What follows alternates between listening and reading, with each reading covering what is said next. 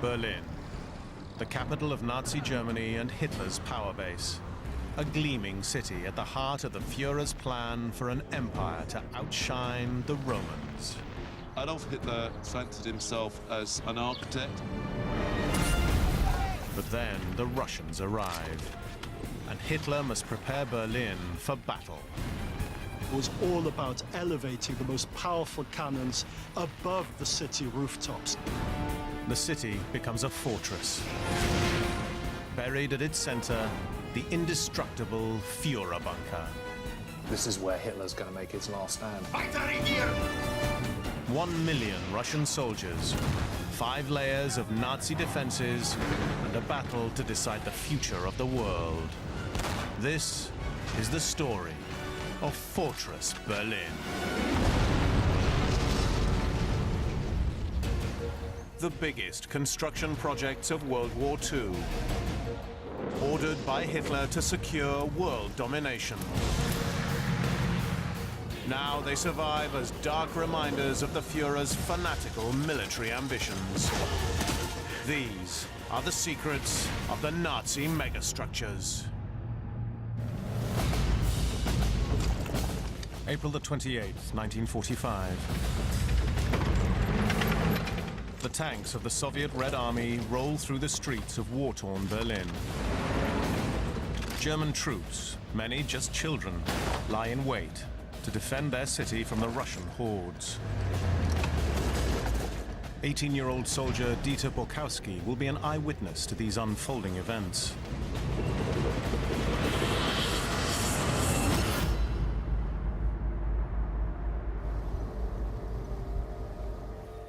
All over the city are haunting reminders of these last days of the Nazi capital.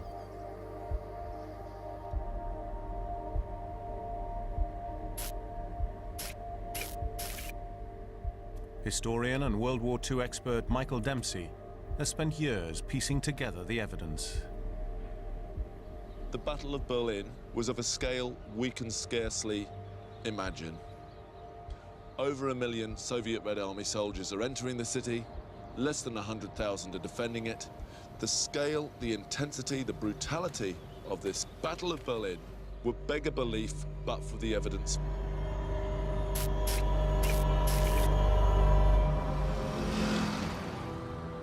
Just 10 years earlier, in 1935, the picture was very different. Berlin was the seat of Nazi power, a cosmopolitan world city, and one of the cultural capitals of Europe. Hitler and his chief architect, Albert Speer, had embarked on an ambitious construction program to transform the skyline of Berlin. Adolf Hitler always fancied himself as something of an artist, as perhaps an architect, a man with high cultural pretension. Colossal government buildings, airports, and stadiums, all showcased at the 1936 Olympic Games. Hitler had even greater plans for the capital, to make it the center of a 1,000-year Reich that would match the Roman Empire in scale and longevity. Hitler's new created Berlin with its vast domes, huge streets, massive, giant, outsized edifices. This is very much part of the German psyche. Hitler lays the foundation for his 1,000-year Reich by conquering large swathes of Europe. But in 1944, British and American troops land on the French coast and advance from the west. In the east, the Russians push back from Stalingrad until they cross the frozen River Oder, bringing them to within 48 kilometers of Berlin and Hitler. The Allies are on the verge of ending World War II in Europe. The battle along this river could decide the fate of Germany. All the weapons you have are the last we have. You must fight fanatically to stop the Russian offensive.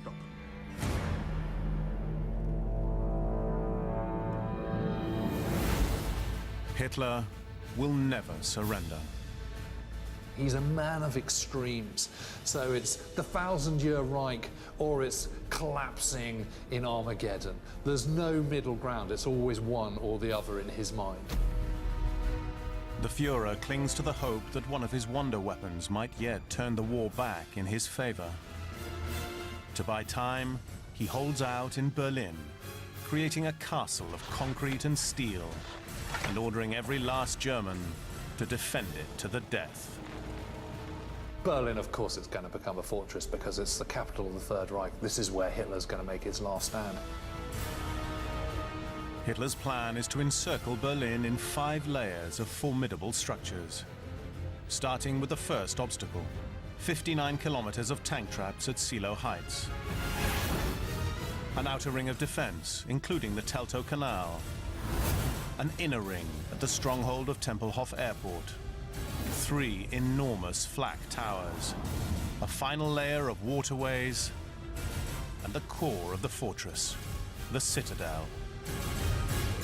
It is here that the Reichstag and Hitler's bunker are located.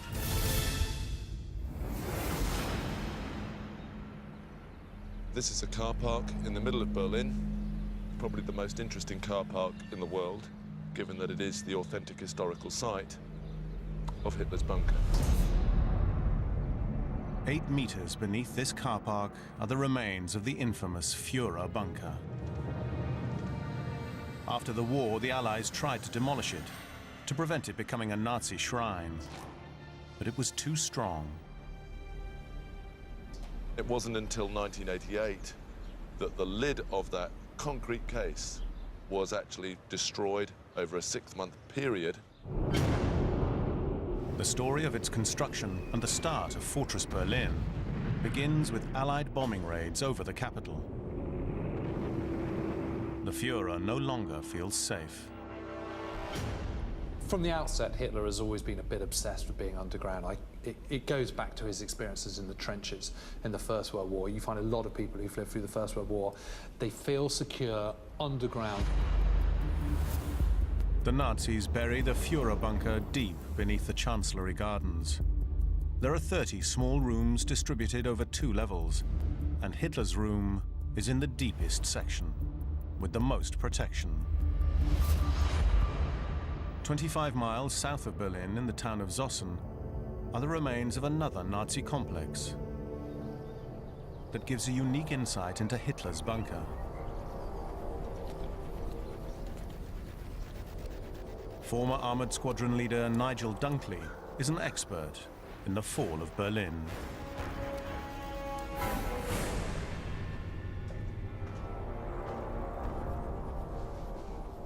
Right, here we are in the Zossen-Wunsdorf bunker complex. This bunker complex was built by the same company that also built Hitler's bunker. So it's the last thing that we've got anywhere near or in Berlin, which is pretty well identical in construction and in atmosphere to Hitler's bunker.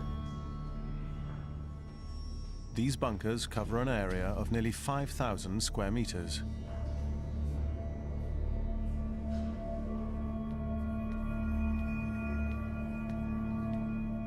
It was the German military communication nerve center, the Nazi equivalent of the Pentagon. To protect it from Allied air attack, the engineers didn't just bury it 11 meters below ground. They also gave it an impenetrable roof, something Hitler wanted in his bunker too. This is 3 meters of reinforced concrete, reinforced with steel rods. Now, over Hitler's bunker, he had 4.5 meters of reinforced concrete, designed to protect him from anything that either the Soviets or anybody else could throw at him. Hitler's bunker is in the middle of the fortress. Like a castle, it's surrounded with water. The River Spree and the Landwehr Canal encircle the citadel in a natural moat. The next layer is the 3 flak towers, fortresses 50 meters high, each bristling with 20 anti-aircraft weapons. Only one still exists, and access to its extraordinary interior is limited. local guide Sean Davies is an expert on their construction. We're standing on the only side of the building that still survives, the north face of the flak tower. And it really gives us an idea of the scale of the building. These flak towers will soon become the most important defensive structures in the whole of Berlin. But they get their start when Allied forces begin to bomb the city. The first British bombing raid found Berlin relatively lightly protected. The reason is very simple. The Nazis had traditionally not thought that the British, and indeed any other air force, would successfully bomb Germany. Hitler needs to protect Berlin, to preserve it for its future as the capital of his empire. The Nazis immediately embarked on a building program to create air raid shelters and fortresses to protect the cities from future bombing raids. And that's what Hitler was involved in.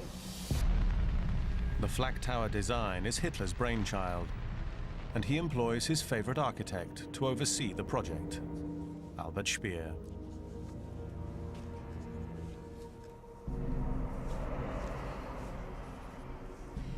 This is how I see the new flak towers. Are they a viable design? Of course. They are impregnable, and they'll be guarding this new fabulous city of ours for centuries. Well, Albert Speer is a very interesting character because he's an architect and he buys into Hitler and he buys into what the Nazis represent, but he's a hugely capable, clever, highly motivated individual. Hitler's design requires over 100,000 tons of tough concrete and steel. Every day, 3,700 tons is shipped to the capital just to build the flak towers. The railway timetable is changed to accommodate a never-ending stream of material. Despite their scale, each of these bastions of Fortress Berlin are constructed in just 8 months.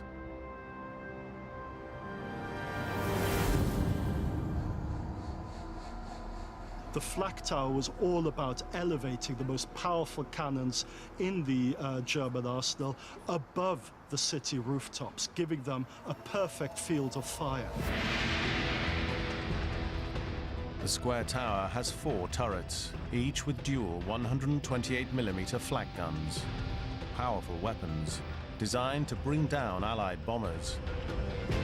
But when the Russians arrive, these guns will be pointed down the streets. One of the soldiers tasked with manning these flak tower guns is 18-year-old Dieter Borkowski, who kept a diary recounting his exploits.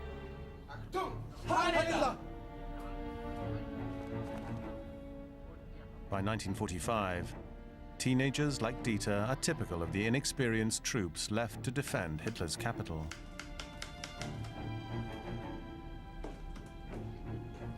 Can I help you? Please, may I apply for a weekend leave pass? To see my mother, Your name, please? Dieter Borkowski. Ah, similar to mine. Dombrowski Inge. Where are you from? I'm from Berlin.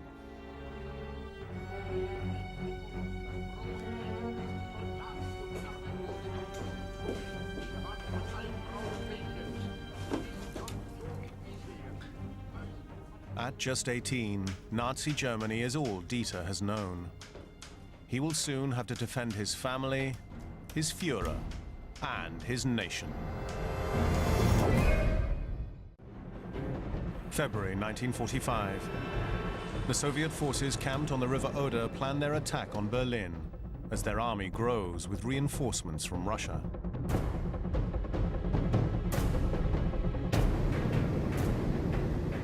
The Allies send their bombers to flatten Berlin and ease the way for the Russians to invade.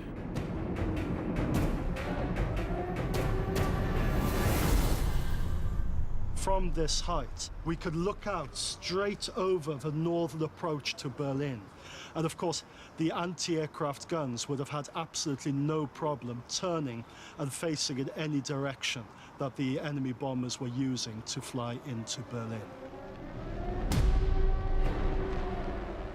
On top of the flak towers, anti-aircraft gunners battle to bring down the Allied planes.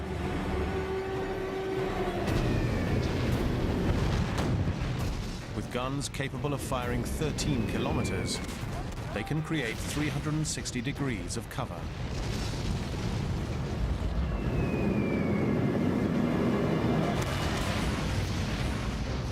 And the sheer power of these weapons must be calculated into the building's design.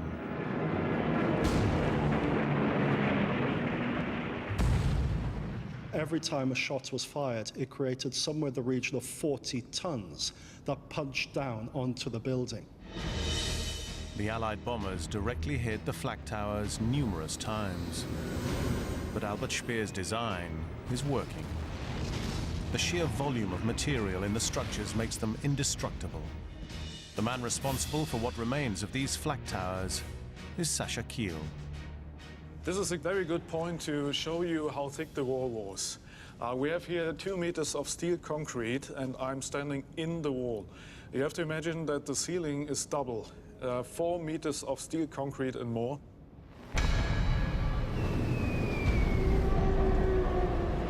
The bombing of the city is relentless.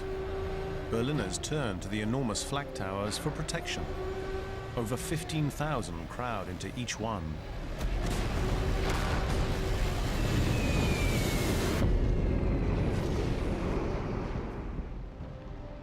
In the citadel, Hitler also seeks shelter. He has no choice but to move his command center underground into the safety of his bunker.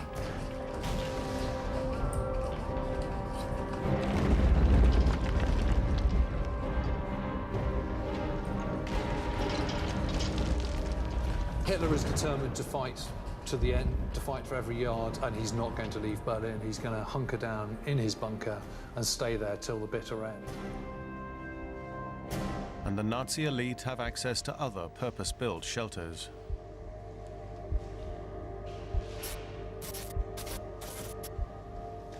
So here we're in a Luftschutzraum, an air protection room, an air raid shelter. This is actually quite a small shelter, but it would have been packed, especially towards the end of the war. We've got some sort of light comedy on the wall around me. It's enough, perhaps, just to make this place seem more homely.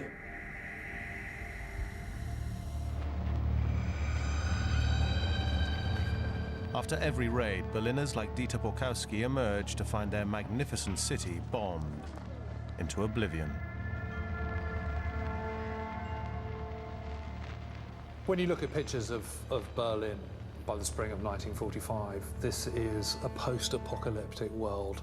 It's a world of shattered buildings, of barely a single pane of glass still intact. There's rubble everywhere. There's gaunt, thin, emaciated people. There's disease. There's open sewage. This is a town, a city, that has already been destroyed before the Soviets have got within artillery range of the capital. Berliners are terrified of the advancing Russians. They have a fearsome reputation. Earlier in the war, the Nazi army had marched all the way to the gates of Moscow, inflicting brutal atrocities on the people who stood in their way. But when the war turned, the Russians fought all the way back to the edge of the German capital, with one thing on their minds. The Soviet army had fought relentlessly through areas that extended from Stalingrad all the way to the gates of Berlin. They'd seen horrific things. They had seen what Nazi soldiers had done as they progressed through the occupied territories where the Reich had been. And they arrived at the gate ready to take revenge.